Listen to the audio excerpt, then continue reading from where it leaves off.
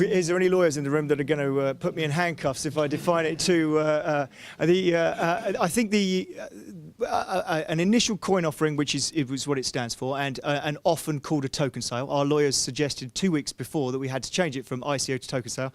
Lord knows why. I'm sure there will be people here that could answer that.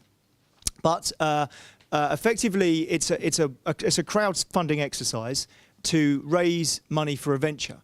I think that it started off being something that was a coin offering. So the idea was that new cryptocurrencies were raising money to launch, hence initial coin offering. And it's now become slightly vaguer than that, I think, with people raising money for virtually any project by including a token of some kind within the offering and then raising money, because it's been an exciting space.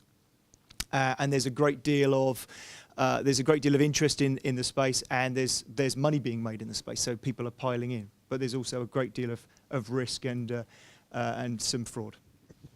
Same question to. Yeah. What is an ICO? I agree with everything you said. The term ICO probably came out because it sounds a little bit like IPO, although there's a distinct difference is that the holders of the tokens, the coins, whatever they are, haven't got the same kind of rights or any rights at all in general terms compared to those who own equity in a company because you feel it's part of your company. So the next thing is that why do people buy them? What's the point of them?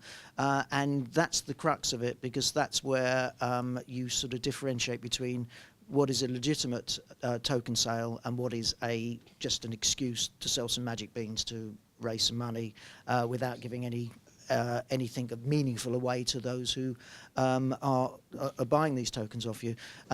So the utility of the token is a very important factor. If Giovanni wants to open a sandwich shop and he goes to all his mates and says, I'll sell you half-price sandwiches, you just pay me the money up front and I'll give 10,000 sandwiches away, that utility is like a pre-sale. If Mr. Wenger wants to build a new stadium for his football team to play at, then he can use a combination of functions, debt, equity, and maybe sell some debenture seats to some of his fans. That's a legitimate use of a token.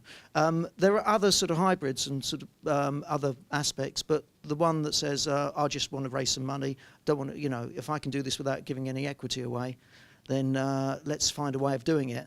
That's coming about it from the wrong direction. So that's where we're at, and hopefully regulation down the line is going to be able to draw a clean line between what's right and what's wrong and how they work, and hopefully we'll all end up in a better space where some of the cowboys are sort of being moved to the sidelines. There's not really a lot I can add to that. I mean, the reason why the regulators or lawyers don't want people using the word coin is because it's got to be, at the moment, because it's unregulated, not to be seen as an asset. So you're not trading an asset, you're trading something that's untangible. So, and therefore, it's because it's unregulated. I actually agree with everything that's been said. I mean, I am so pro that this comes under regulation, and it's not far off.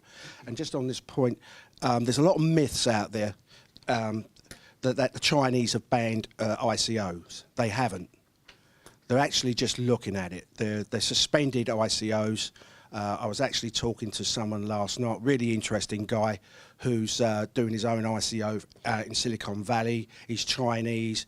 His company's got 10% investment from Tencent, 10% investment from Alibaba. And I said to him, well, if it's banned in China, how are these guys investing? So it's okay for the Chinese to invest in ICOs outside of the country.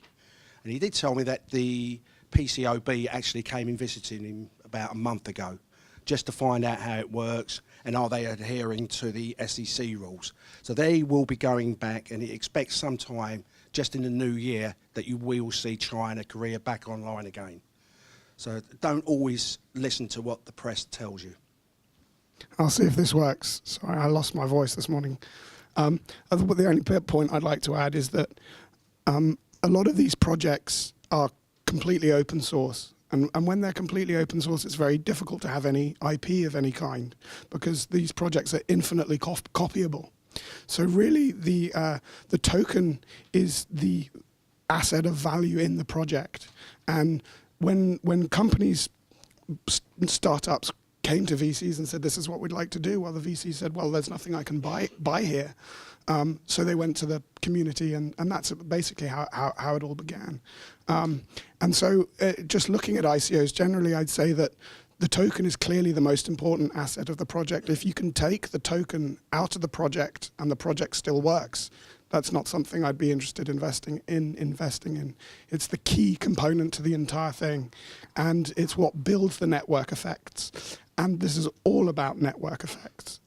Because these things are infinitely copyable, there's no siloed IP, which is what I said. But so that's the key thing to think about here is the fact that it's the token itself, and equity sort of doesn't really even come into the picture.